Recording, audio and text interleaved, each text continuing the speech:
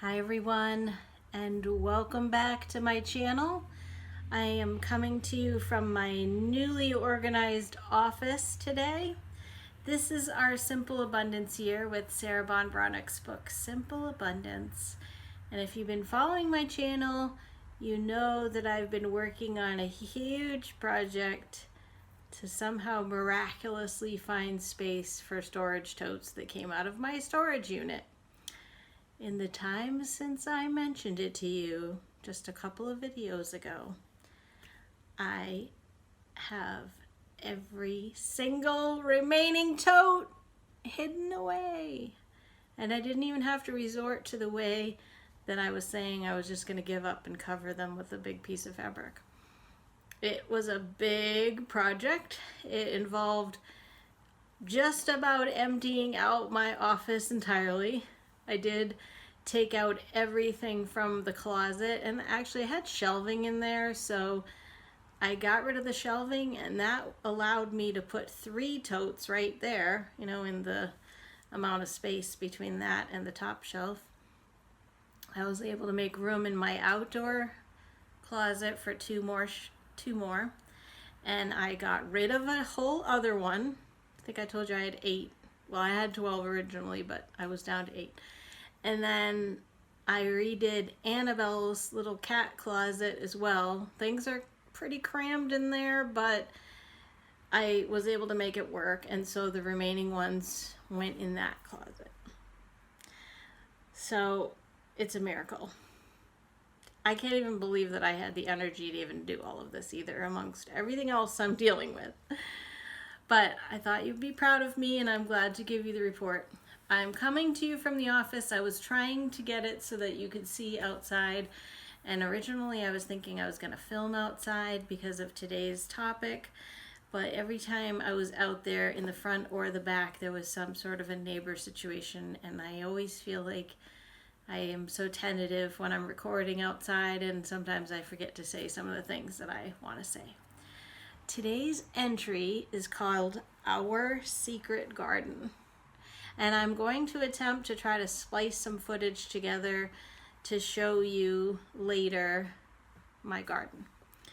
So you can see my fairy houses and everything. It's a perfect lead-in to our fairy tea party coming up on Tuesday. That's June 23rd, 7 p.m. Eastern Time. I will be live on YouTube. Hope you join. Hit the subscribe button with the bell and you'll get a notification. Oh, on that note, I am going to be going live tonight briefly, but if you get a notification, you can disregard it. It's just a test run with one of my friends, and I'm going to make sure the webcam's working and that I'm understanding all the functions of being live. So you will get a notification tonight that I'm going to go live, but I will be deleting that video. It's just basically going to be a test run because it would be so sad to get everything set up for Tuesday for all of us and then have it be a flop. So come along. It'll be something unique for your schedule no matter how it goes, and it'll just be a fun way to connect with you all. In the live feature, you will be able to chat real time with me. And so I look forward to you guys participating, and I look forward to your comments. So back to today's entry about the secret garden. It's called Our Secret Garden. So I bet you're familiar with the fact there's a book, and also it was made into a movie called The Secret Garden. Have you guys seen or read that? There's a lot of magic and healing in that book.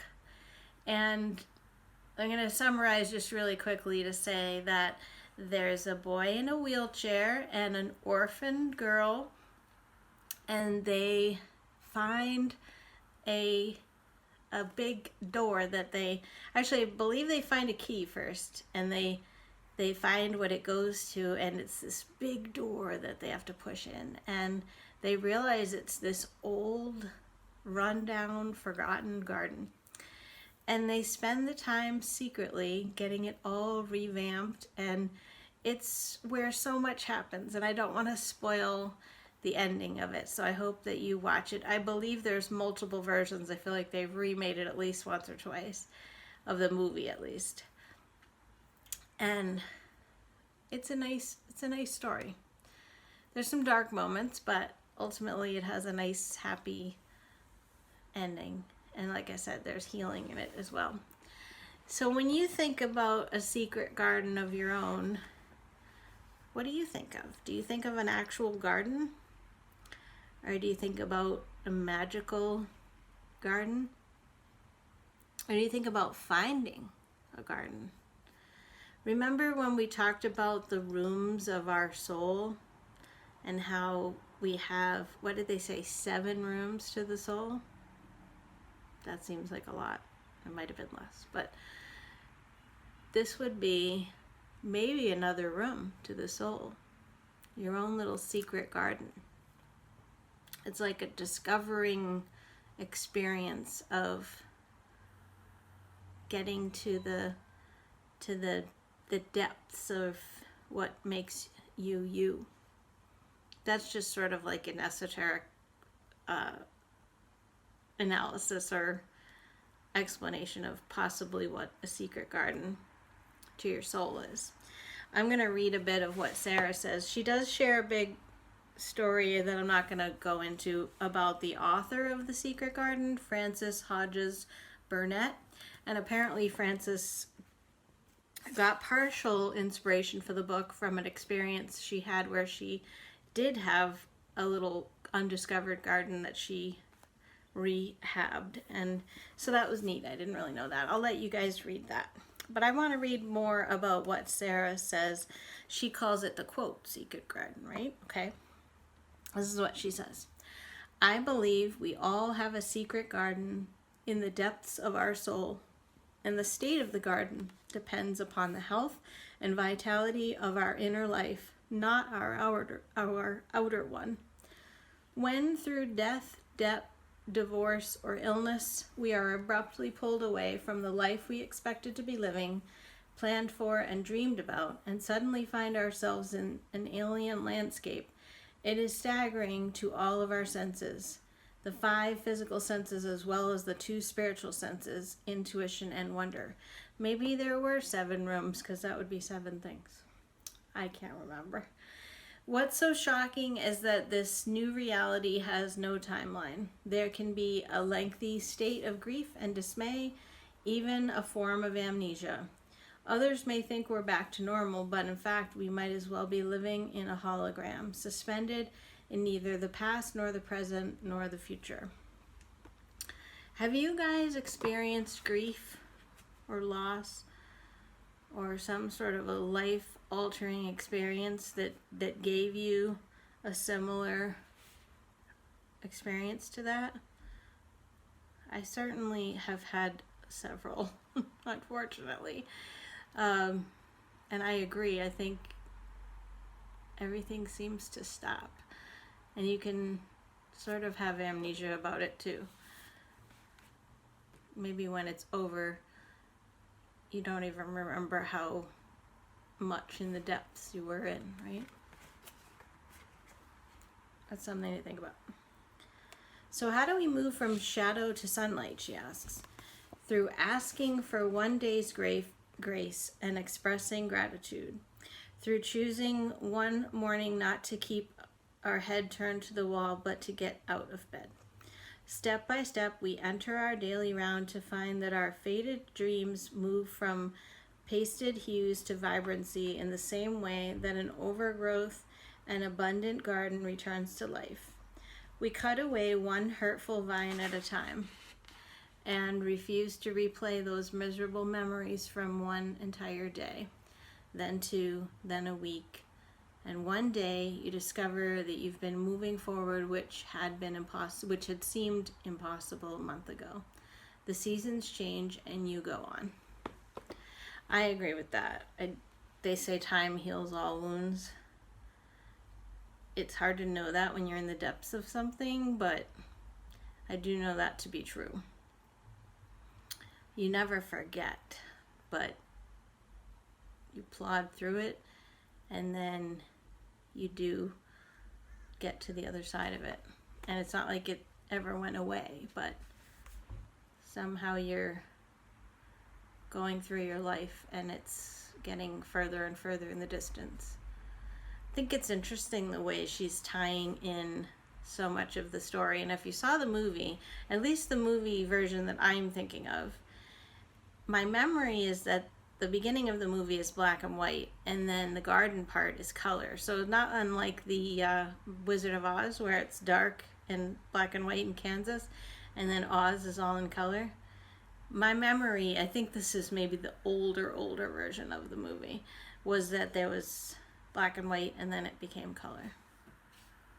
So she's tying that in to an experience of healing and coming alive and maybe going through a tough time and coming out to the sunshine in the end. There's a lot to this one, I told you. She goes on to say, today, revisit the secret garden in your soul. Push open the heavy wooden door.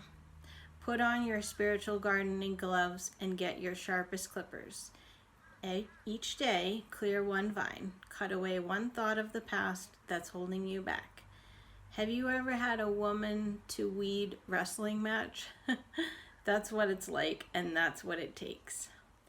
Every day we determine our destiny by what we think about.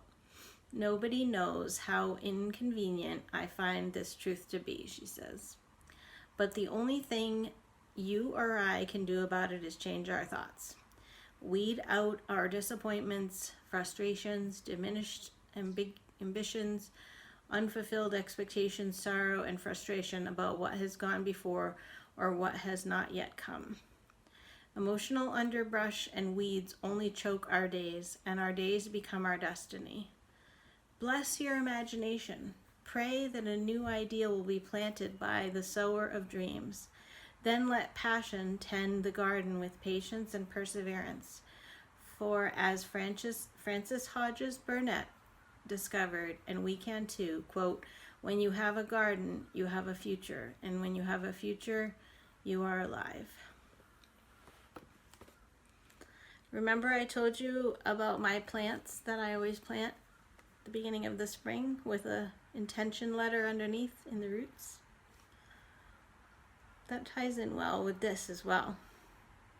Because it's you guys know now, but it is my own little secret intention in those plants. And then as it takes root, then my hope is that I'm reminded every day that those intentions are blooming and growing. You guys know that I've had my ups and downs, and this year has been no exception. Coming out of the weeds, but I still have a lot of things to trim back, and I don't have it all figured out. But just like I've gotten so into sharing my decorating and the way I get my home together, I'm that same way about my garden. And that's a place that I feel is a meditative experience for me, to be deciding on the colors and the layout. And I'm just like a little kid with my fairy houses. Just wait till you see everything. And so I can see the correlation between the secret garden and the secret places in your soul. We talked recently about those secret anniversaries of the heart. So some of those may be where some of our grief and loss is. But cutting away at those negative thoughts and being stuck in the past is all part of her message today in this entry. What do you guys think? Let me know in the comments. Like I said, I'm going to try to splice in some garden footage here following me talking. So stick around for that. I hope you enjoy it, and it's a nice little preview and a nice tie-in with our upcoming fairy tea party. Hope to see you then, and I don't know if I have a video scheduled for tomorrow. Possibly, but if not, then I will definitely see you on Tuesday. And happy Father's Day to anyone out there that, I don't know if I have any male viewers, but happy Father's Day to your dads or your husbands, or brothers or anybody in your life that's a dad. Hope that if you're able to, you guys can somehow be together or at least connect today. We only talk much about the feminine stuff on this channel, but the dads, the men in our life, they're definitely a big part of things too as well. Thanks again for watching. Stick around for the footage that will hopefully start in a few seconds. All right. Big hugs to you all. Bye. Welcome to my patio. I love my window boxes. I have a short little fence on this one side. And I have my special patio tray out here.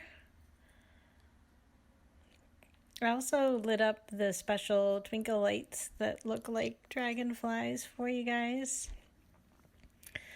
And here is a little fairy tale cafe. It lights up at night. It's got a little solar thing on the top of it. And isn't that cute? That's a little red flyer wagon.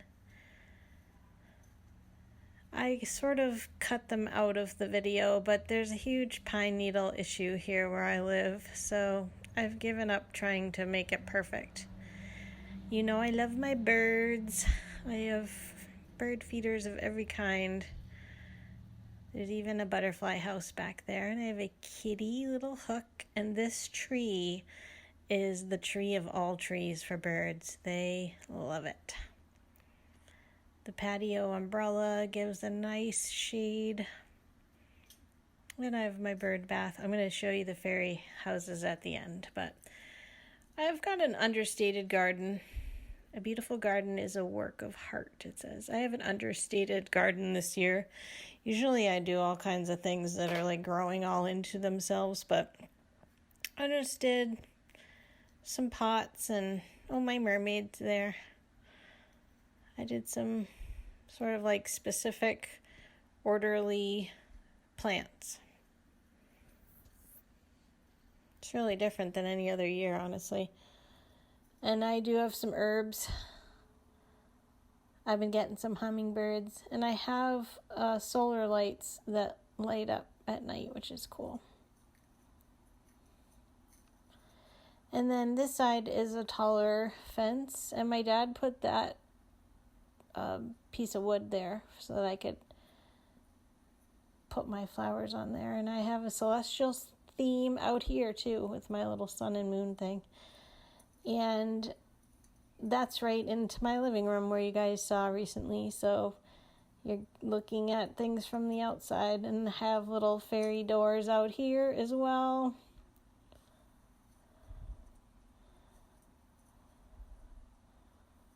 I love it. This is one of my happy places. All right, so here is the fairy garden.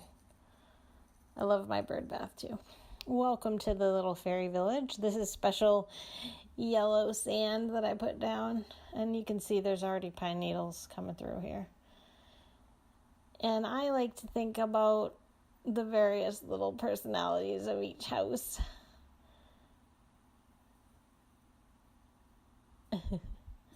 Sometimes I have like little walkways to them. See how I put the rocks in the back there too? I think that's sort of like a little troll that lives in that one. Or a grumpy fairy, I don't know. They even have a little bandstand there for weddings and things. And I like the little rocks, yeah. And there's some little wind turbines for them so they can have solar power. I have so much fun. I did a pretty understated fairy garden, honestly, this year. Usually I make little separate habitats for each of the houses. So if I'm sitting here in the chair, this is my view here. I live on a golf course, but there's no golfing right nearby. There used to be, but now they've moved it elsewhere. So it's quiet, and it's a nice evening tonight. I don't know if you can hear the birds or not.